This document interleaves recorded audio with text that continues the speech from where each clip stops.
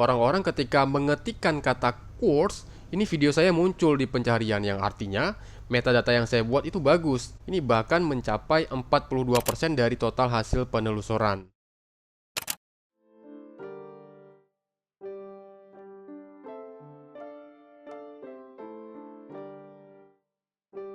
Halo semuanya, selamat datang lagi di channel aku, Gen Tutorial. Di video kali ini aku bakal membahas bagaimana cara mengoptimasi SEO YouTube. SEO itu adalah Search Engine Optimization atau cara mengoptimasi mesin pencarian YouTube. Berbeda dengan rekomendasi video, kalau SEO itu bekerja dengan membaca metadata, sedangkan rekomendasi video itu bekerja dengan cara membaca retensi penonton. Ketika kita melakukan penelusuran konten, misalnya keywords, kita enter. Nah, ini yang muncul-muncul di sini, ini berdasarkan judul yang ditulis oleh setiap pembuat konten. Sehingga ketika kita mencari kata kunci, ini video-video yang sekiranya cocok dengan kata kunci yang kita tulis bakalan muncul. Berbeda dengan rekomendasi video. Kalau rekomendasi video, ini tidak bakal dicari lewat judul. Misalnya saya ambil salah satu konten, di sini bakal muncul video-video terbaik yang sekiranya cocok dengan video yang akan kita tonton. Karena YouTube menginginkan penonton menonton selama mungkin di YouTube, baik itu dari channel kalian maupun dari channel orang lain. Karena retensi penontonnya bagus, maka bakal direkomendasikan ke lebih banyak penonton.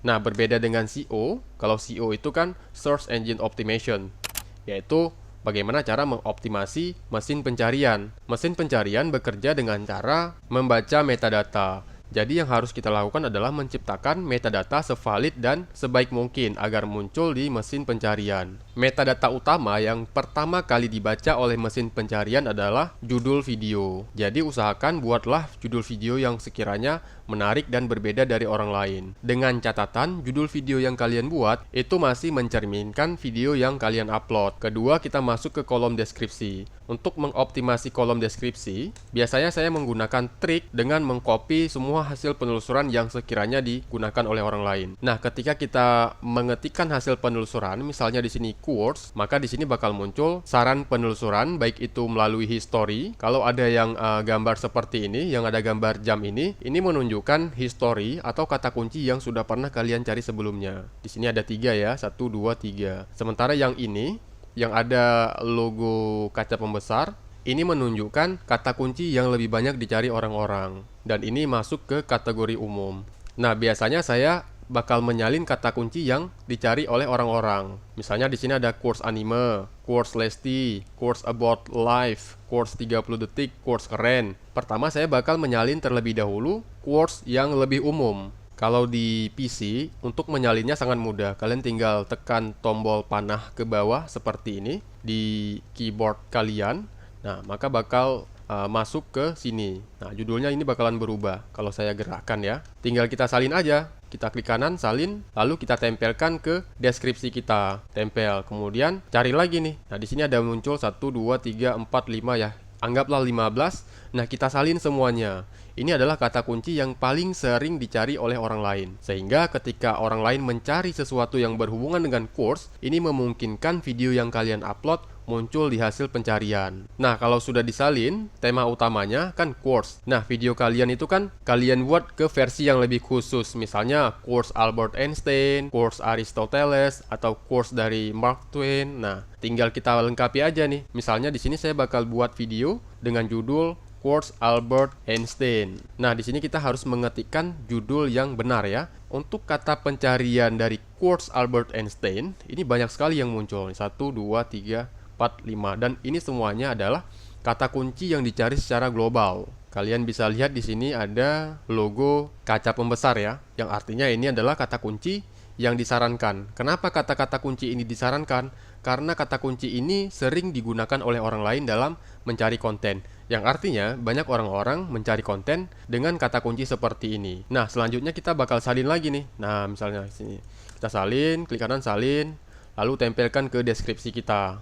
Nah, setelah kata kuncinya sudah berhasil kalian salin, jadi di sini kita sudah memaksimalkan yang pertama tadi judul, kemudian deskripsi. Selanjutnya kita masuk ke hashtag. Nah, hashtag ini juga berfungsi untuk meningkatkan view. Jadi hashtag ini seperti tempat untuk mengumpulkan video-video sejenis. Kalau kalian membahas, misalnya di sini video course Albert Einstein, ya pertama sekali di sini kalian bakal masukkan hashtag course. Kalau hashtagnya banyak digunakan oleh orang lain, dia bakal muncul nih seperti ini, course. Kalian klik aja seperti ini. Kemudian course dari siapa yang akan kalian tampilkan? Misalnya di sini Albert Einstein.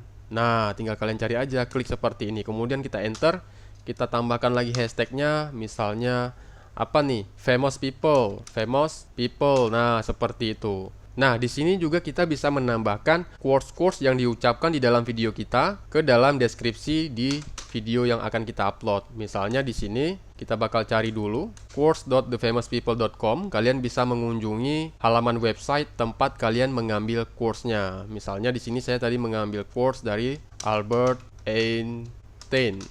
Enter. Kita ambil quotes-nya. Di sini sebenarnya saya juga ingin menyalin seluruh teks yang ada di biografi singkatnya Albert Einstein. Jadi ketika orang mencari sesuatu di YouTube yang berhubungan dengan Albert Einstein, baik itu biografinya ataupun kata-kata bijak yang pernah ia keluarkan, maka kemungkinan untuk video kita muncul itu semakin besar. Karena metadata video yang kita isi itu jauh lebih lengkap daripada orang lain. Nah, berhubung di sini kita punya batasan karakter di deskripsi video, maka kita bakal mengambil sekiranya yang lebih-lebih penting, yang lebih-lebih cocok dengan video kita. Kalau kita menyalin biografi singkat dari orang yang mengucapkan quotes di channel kita, ini kurang masuk dengan video yang akan kita upload, karena kita mengupload quotes dari orang tersebut, bukan membahas masa lalu dari orang tersebut. Maka kita bakal ambil quotes-nya saja, karena ini yang lebih penting. Nah, misalnya di sini kita klik salin, lalu kita tambahkan ke deskripsi kita. Kita bisa buat di sini misalnya ini course nomor 1.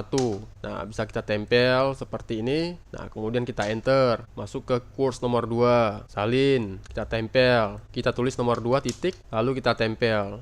Nah, dengan adanya metadata seperti ini jika orang-orang mencari quotes bukan si Albert Einstein, misalnya mereka pernah mendengar quotes tapi mereka lupa ini quotes dari siapa, otomatis mereka bakal mencari kata-kata yang mereka ingat. Ini sama seperti kalian mencari judul lagu di Google. Misalnya kalian lupa nih penyanyinya siapa, judulnya apa, tapi kalian hanya ingat liriknya. Misalnya di sini, aku milikmu malam ini. Nah, ini contoh ya, ini saya contohkan di Google. Maka ketika kita mencari lirik dari lagu yang tidak kita ketahui, ketemulah lagu aslinya. Dan di sini kita bisa melihat ada Ponky Barata, aku milikmu malam ini.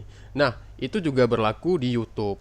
Jadi di sini saya juga menyarankan quotes yang diucapkan di dalam video ini juga kalian tulis di kolom deskripsi kalian. Dengan begitu, metadata di dalam video yang kalian upload ini terasa lebih lengkap. Jika kalian sudah menambahkan semua quotes yang sekiranya diucapkan di dalam video kalian dan masih tersisa karakter yang masih bisa kalian isi. Nah, ini saya sarankan kalian menambahkan video-video yang terkait dengan video yang kalian upload. Misalnya di sini kalian membuat quotes Albert Einstein.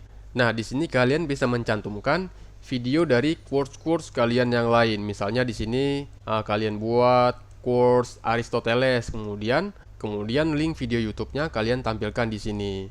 Nah, jadi ketika orang lain membuka deskripsi kalian dan melihat tulisan seperti ini bisa menarik minat penonton untuk mengklik link ini yang selanjutnya bakal masuk ke video kalian lagi, yang artinya kalian bisa mendapatkan lebih dari 1 view per 1 pengunjung. Selanjutnya di sini kalian bisa membuat link playlist kalian di deskripsi. Ini juga berguna untuk kalian ya, untuk menambah view kalian.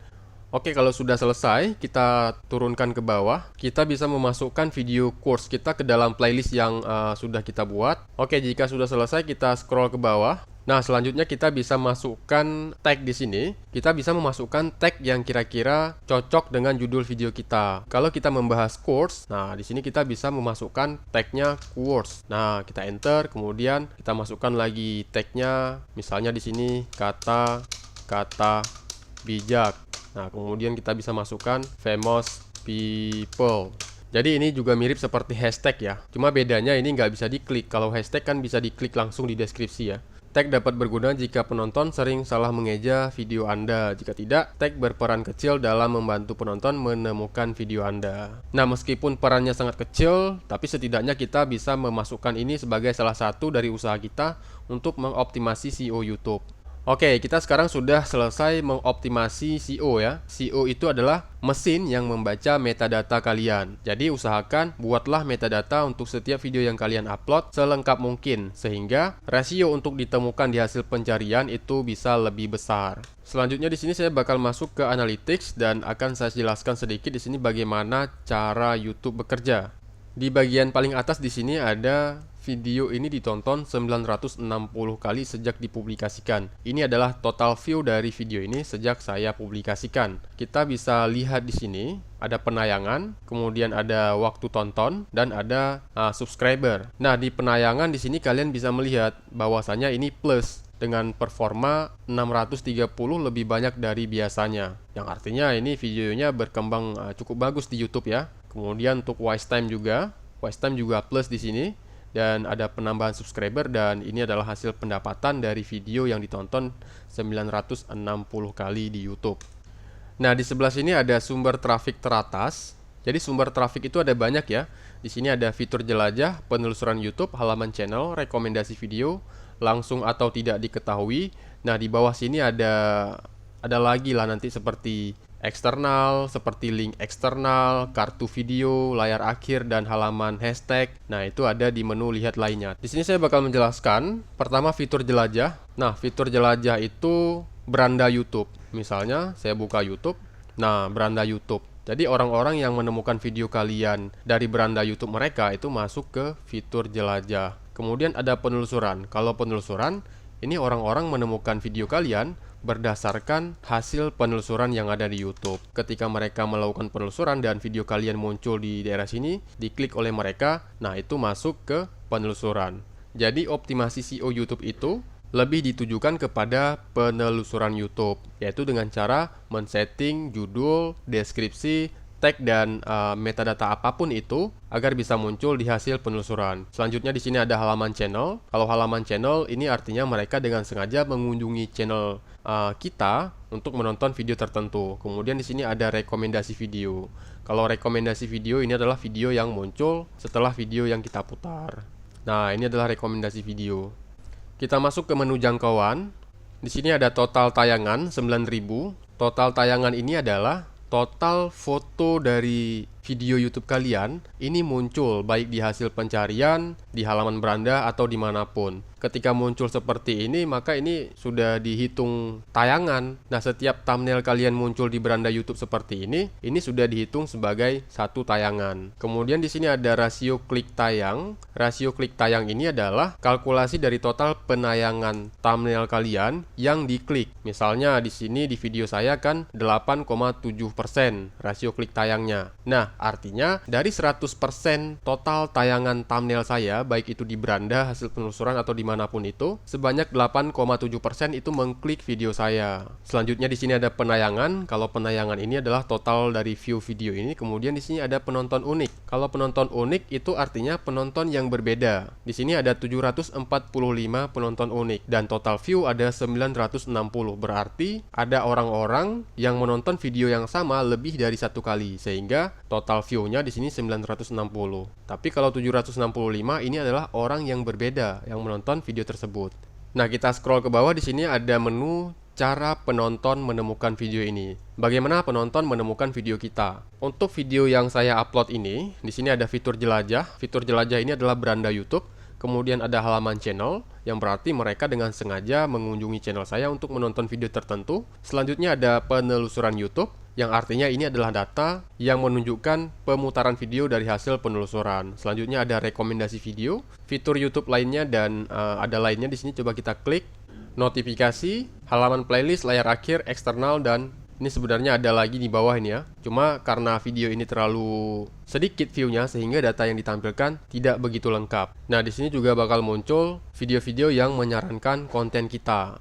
ini juga patut kita pertimbangkan ya. Artinya orang-orang mencari konten-konten seperti ini. Nah, ini berhubung di sini belum banyak yang membuat konten seperti saya di YouTube, makanya di sini yang muncul video saya sendiri nih. Yang artinya di antara penonton-penonton saya itu banyak menonton video saya yang lain. Karena data dari rekomendasi video ini dari video saya sendiri, bukan dari channel orang lain. Selanjutnya di sini ada istilah penelusuran YouTube. Nah, disinilah kita melihat CEO yang sudah kita terapkan apakah bekerja atau tidak. Nah, kalau bekerja, ini kan saya membahas membuat video course ya. Jadi, orang-orang ketika mengetikkan kata course, ini video saya muncul di pencarian yang artinya metadata yang saya buat itu bagus. Ini bahkan mencapai 42% dari total hasil penelusuran. Tentu ini dari hasil penelusuran yang ada di channel saya ya, bukan globalnya. Kalau globalnya ya mungkin bisa jutaan. Kemudian ada course channel monetization, aplikasi perubah suara, cara buat video course, cara buat video. Ini bahkan yang tidak masuk ke dalam video ini, tapi karena metadata yang saya buat ini sudah lebar, sudah lebih lengkap, akhirnya orang yang mencari tulisan cara buat video pun ini menampilkan konten saya di hasil pencarian.